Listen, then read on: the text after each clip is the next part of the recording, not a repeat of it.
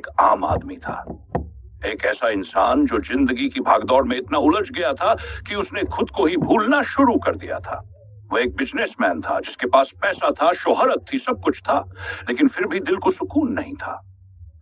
वह दिन भर अपने काम में व्यस्त रहता, नई डील्स करता, अपने फायदे के बारे में सोचता और रात में दोस्तों के साथ मस्ती करता। धीरे धीरे उसका दिल इबादत से दूर होता जा रहा था। नमाज तो बहुत पहले ही छूट चुकी थी, अब रोजे भी बस बचपन की याद बन चुके थे। लेकिन इस बार की रमजान ने उसकी जिंदगी को बदलने का इरादा कर लिया था।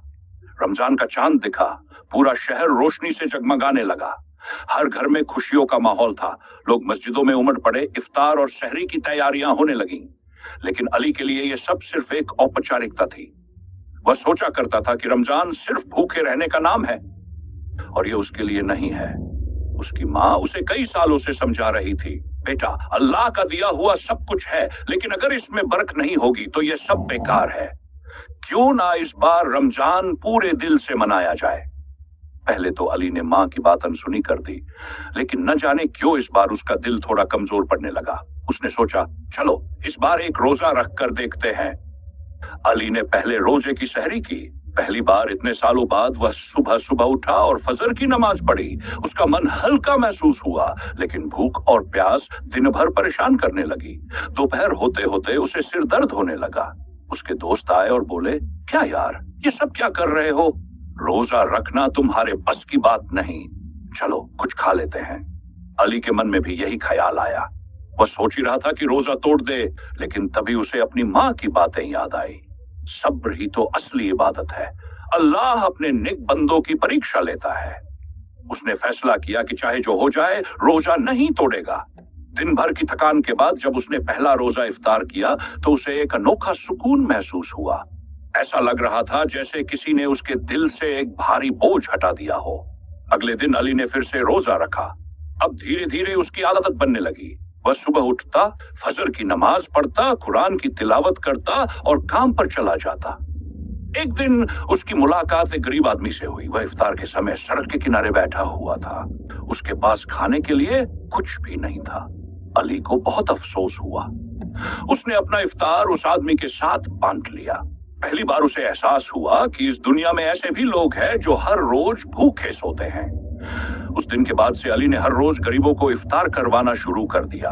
वह दिन भर का रोजा रखता और शाम को जरूरतमंदों के लिए खाने का इंतजाम करता। धीरे धीरे उसकी सोच बदलने लगी।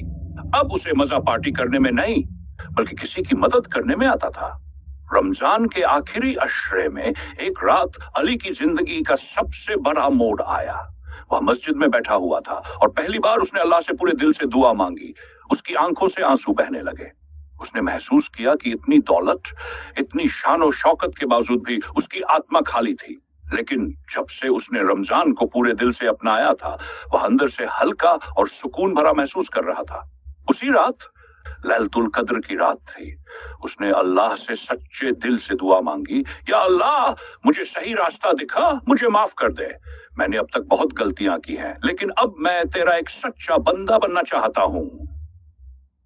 रमजान खत्म हो गया, ईद आ गई, लेकिन अली की जिंदगी अब पहले जैसी नहीं थी। उसने अपने कारोबार को इस्लामी तरीके से चलाने का फैसला किया।